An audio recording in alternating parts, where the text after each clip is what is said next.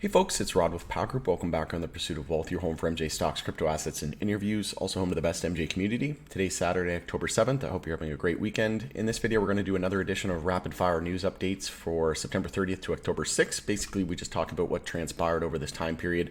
I give an update on all of the major news updates in case you may have missed something. Again, this isn't to go into deep details. It's just to give a high-level overview, and if there's something that you may have missed or want to learn more about, you can do so on your own time. But before we get to it, make sure to smash the like. It helps support me in the channel. It doesn't cost you anything. If you're new, you can subscribe, tick the bell, all that good stuff. You'll be notified on any future videos or whenever I go live. Also, make sure to give Pow Group a follow on X, which is previously Twitter. The handle for that is @GroupPow. I'm going to be using that as my platform of choice going forward. So again, the handle for that is @GroupPow. And again, let me know in the comments below what you think of this new format, this rapid fire news update. Getting a lot of great feedback from it, and I really do enjoy doing it. It's fun, and it just kind of really puts things into perspective how much actually happens in the run of a week, right? So a lot of news comes in, and I'm not even covering everything. This is just the ones that I find that are most important, right? So we'll jump into it here. Michigan removes pre-employment MJ testing for most government employees. So we're starting to see this kind of trend emerge with regards to hiring, and it shouldn't be blocking people from getting jobs, right? We know that it's medicine of the future, so we need to get with the times and embrace this as the medicine of the future. Tilray Brands closes transaction acquiring 8 beer and beverage brands from Anheuser-Busch, who is the maker of Budweiser, and solidifies leadership position in U.S. craft beer market. So I've already covered that, but you can check into that for more details. But like I said, I've already done a video on that. A lawyer is suing the feds for a copy of the Biden administration's MJ rescheduling letter. So you remember my interview with Morgan Fox at Normal, the political director? He also said that no one's actually seen a copy of that. So now we're seeing more information regarding this. So you can see here a federal lawsuit is stepping up pressure on the U.S. Health and Human Services Department, HHS, to release a letter at the center of the Biden administration's recent recommendation that the Drug Enforcement Administration, DEA, reschedule MJ. So a complaint filed Friday in the U.S. District Court of Washington, D.C. by attorney Matthew Zorn says the letter has become an item of public interest and asks the court to compel HHS to release what the suit calls improperly held agency records. So we'll see what comes out of that. We'll be covering it. Also, Trulieve announces retirement of President Steve White. So that was announced, and it'll be effective as of October 1st, 2023. Mr. White will continue to serve as a strategic advisor of the company until his anticipated retirement at the end of this year. Also, Canopy Growth completed the sale of its Hershey Drive facility. And we also had Alberta MJ companies eligible for agricultural grants. And I live in Alberta here. This is a huge market and will continue to be a huge market, in my opinion. But MJ-related agricultural businesses based in Alberta are eligible for provincial funding under 2 programs if they meet certain requirements, the Ministry of Agriculture and Irrigation told MJ Biz Daily. So if this does apply to you, you can take a deeper look into that. Also, BZM announces $2 million brokered private placement led by chairman and largest shareholder. So we're starting to see a lot more private placements. And this is generally what happens, right, when we're getting near a multi-year bear market bottom and potentially starting a new multi-year bull market. There's tons of catalysts on the horizon, right? So, institutions and different shareholders are just, and large shareholders and whales are just accumulating, right? And they're getting in now before the herd, right? So, there's lots to look forward to. There's potential for Florida on the ballot, which we'll talk about here in a moment. Then, legalization of medical in the U.S. We have safer banking. And then we also have the rescheduling to Schedule 3 potentially, right? So we just need the DEA to come back with a sign off on that. And there's been private placements. Canopy Growth had a $25 million one. We had Columbia Care, which is now the Cannabis Co. And then Curaleaf also raising as well at $6 Canadian. So we're starting to see this trend emerge, and it's not uncommon to see that when share prices spike 100%, 200% plus off of their lows coming out of a multi-year bear market, right? And we know cash is king, and cash is dwindling for these companies, right? With just the economic landscape, with rising interest rates and difficulty getting access to traditional, banking and whatnot. Also, Tilray to pay MediPharm 9 million Canadian in a package related to the Hexo MJ supply dispute. So I did a video on this. Again, you can check that out for more details on that. Moreover, we have an article here from PR Newswire. Aurora MJ announces closing of its $38.8 million bought deal financing, including the full exercise of the over allotment option. So again, more financing news. And again, it's just to be expected. MJ operator Verano is also switching Canadian stock exchanges. So Verano is in the process of moving its Canadian listed shares from the Canadian Securities Exchange to the CBOE Canada Exchange. And we know we're seeing a lot more trend pointing to a huge trend that we've been seeing is a lot more MSOs looking to uplist to the TSX, right? So when I mentioned earlier that Curaleaf was raising funds at $6 or whatever, so that is in anticipation of an uplisting to the TSX. And we know that TerrAscend was the first to do so, first MSO to uplist to the TSX. So we're going to see that trend continue. In my opinion, we're going to see that very popular over the next couple of months. And then I did a video as well talking about the mania that's going to happen with uplisting to the NYSE and the NASDAQ as well. But Curaleaf could be the next, and then we should see that continue. And then, like I said, the next trend will be uplisting to the NYSE and the NASDAQ, and that'll come after we get rescheduling potentially and safer banking. Florida Supreme Court schedules hearing to decide if MJ legalization initiative will make the 2024 ballot. So I did a video dedicated to this, but the hearing is going to be on November 8th.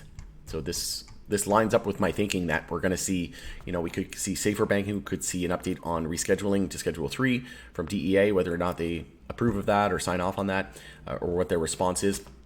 And then we could see, like I said, safer banking, and then this potentially making the ballot for 2024 in Florida. Florida is going to be a huge market, would absolutely ignite the sector as well.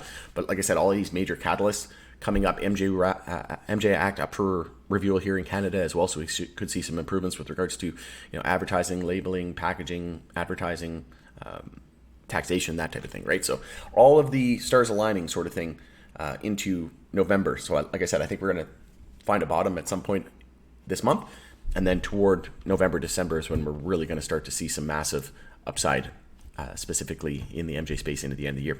Also, Tilray Brands reported Q1 2024 financial results on October 4th. I've already done a video covering this. I also posted a video of a couple of interviews and the conference call, the earnings call replay.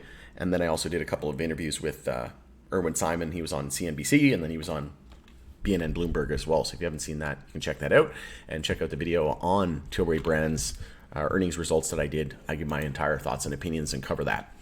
Also, MJ e-commerce platform Leafly regains NASDAQ compliance. We know that has been a common issue for a lot of names listed on the NYSE and the NYSE, right? And the NASDAQ, and most of them are Canadian names, right? Because we know that the US companies, the MSOs, are only OTC or on the Canadian exchanges because they can't actually be touching the plant because it's still federally illegal, right? So Leafly Holdings says it is back in good graces with the NASDAQ after meeting the stock exchange's minimum bid price requirement. The announcement comes after MJ e-commerce platform consolidated shares on a 20-to-1 basis in September in order to comply with the NASDAQ's rules. So 20-to-1, huge, but not uncommon. We're seeing 10-to-1, 12-to-1, 14-to-1 all over the place. Also, Illinois reports flat September MJ sales. So Illinois adult use MJ sales in September were slightly up sequentially to 139.5 million, an increase of 0.2% from August. The gain was 6.8% from a year ago.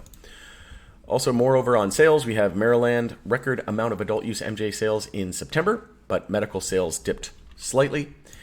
We also have Canada's MJ strategy table quietly met over the summer. So this kind of goes into what I've been talking about. We could see some updates with regards to the MJ Act here in Canada, a group that was supposed to have been created by the Canadian government almost 2 years ago to shine a light on major issues confronting the nation's struggling MJ industry, for the first time showing signs of life. And then they go on to talk about insolvencies and things like that, and fire and flower, right?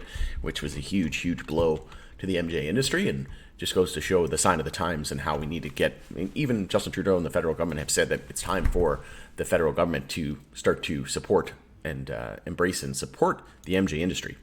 After 5 years, they finally think it's a good idea. In my opinion, it's all just part of the plan, right? They don't want this industry to flourish too much, because then it's going to be bad for the incumbents, right? And the people that are basically going to be left behind, right? And we're talking about big pharma, big alcohol, big tobacco, the ones that have the most to lose. So the way they do it is they hinder the industry. They roll it out in a slow phased approach. Same thing happened with prohibition of alcohol, right? After they no longer made it illegal and it was accessible, it took 5-10 years for it to really, for the reins to really be, the shackles to be released, and then to allow it to fully flourish, right? And now you see commercials everywhere, right? So eventually it'll follow the same fate. And like I said, it's poison versus medicine of the future being medicine, right? So alcohol, poison, and then MJ Medicine, right? What do you think is going to have the long-term most, like opportunity for growth, right? And not only that, just, the amount of investors that are so passionate about this. And that's why these bear markets take 2 and 3 years to play out, right? It's because they know that, diehard MJ fans, right? People that will never separate with their shares, right?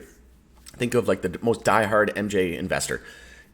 If it was 6 months of bear market, they wouldn't care. If it was 12 months of bear market, maybe they wouldn't care. But after 2-3 years, that starts to take a toll on people, right? And humans can only take so much, and they get impatient, they get emotional, and that's why these bear markets take like 2 or 3 years to play out, right? It's just to get people that investor fatigue that we know is inevitable. Also, what a new House Speaker will mean for MJ banking reform, including banking. So, as we know, Republican Kevin McCarthy ousted as House Speaker in a historic vote to vacate the position on Tuesday. MJ policy observers are wondering how the new GOP leadership will approach MJ banking. So we could see some favorable, unfavorable. We'll see how this goes, but we'll continue to cover it, and we'll keep everybody up to date. Also, Hawaii company completes first state legal transfer of MJ between islands. Again, more game theory playing out. We know Thailand, we know Germany coming online, Hawaii, more individual, sovereign nations and states starting to embrace this, and countries. So, we're so early, it's not even funny, right? Like I said, this is going to take the world by storm. It's going to be a global trend, and we're only in the first inning. Just 13% of top Capitol Hill staffers think MJ banking bill will pass during the current congressional session, survey finds. So we're seeing a little bit of FUD, fear, uncertainty, and doubt. Not uncommon, but not unfounded either. It's going to be a toss-up, right? It's anybody's guess whether or not this will pass or if it won't pass. I would say it's got a better chance of ever passing as it ever has, as it did first. It did pass its first ever Senate controlled chamber, and then it's going to be heading to the Senate floor for a vote, and then off to the House, which we know has passed like 7 times, I believe it is, but it's now Republican controlled. But I don't think that's going to be any kind of roadblock that will prevent it from going forward, and we'll just have to keep an eye out for it, right? But I'd say like 50-50 chance at this point, either 50% that it passes, 50% that it doesn't. So we'll take it. High Times parent chair pays $600,000 plus to settle SEC charges. So the parent company of MJ publication and brand High Times, as well as the board chair Adam Levin, together paid more than $600,000 in fines to settle securities fraud allegations connected to the business's efforts to go public, federal securities regulators announced.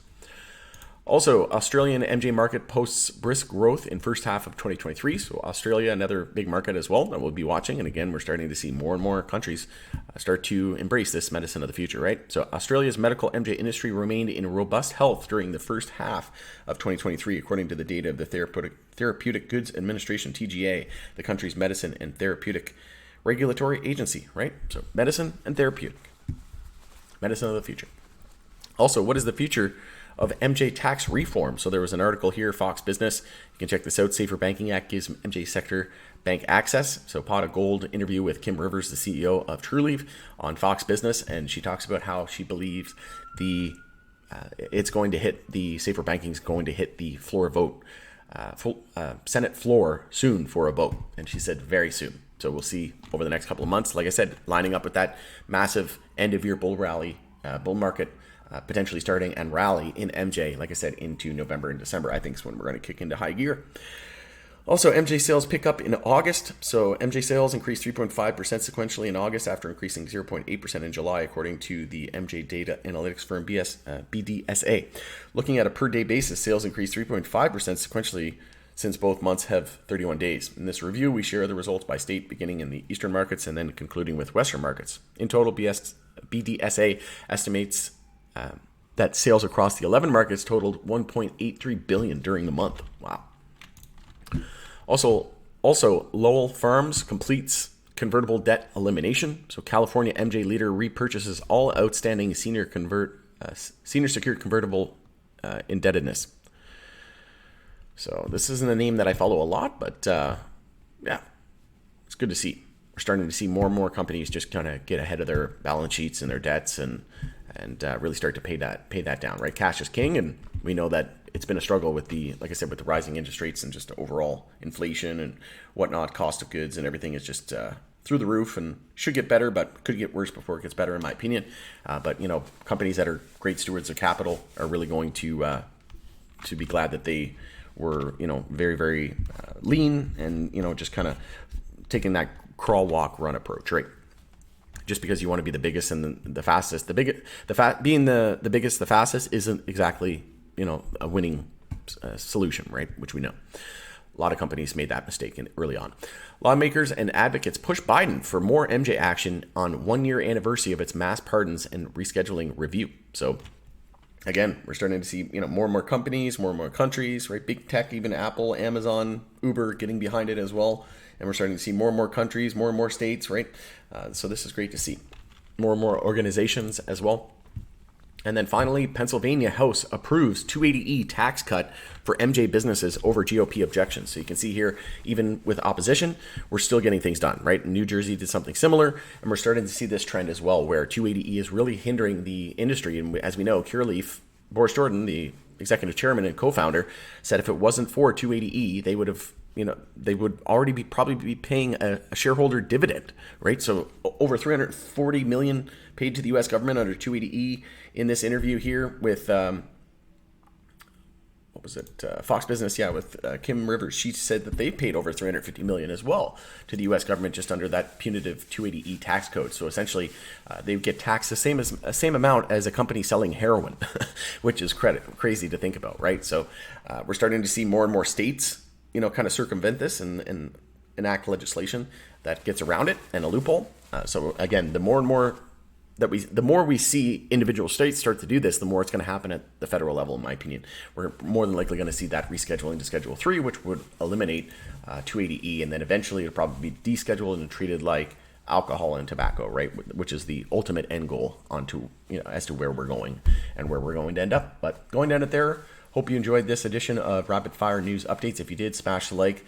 If you think I earned it today, share the video with anybody that might find value, and let me know your thoughts and opinions on this news in the comments section below, and let me know what you think of this format and if you enjoy it. But if you have any other recommendations as well, any other ideas for the channel, anything you'd like to see more of, less of, let me know. I always appreciate and encourage the feedback and thoughtful discourse. But going in it there, I hope you have a great rest of your weekend. It's Rod with Togger. Thanks again for joining us on the Pursuit of Wealth, and we'll see you again on the next video.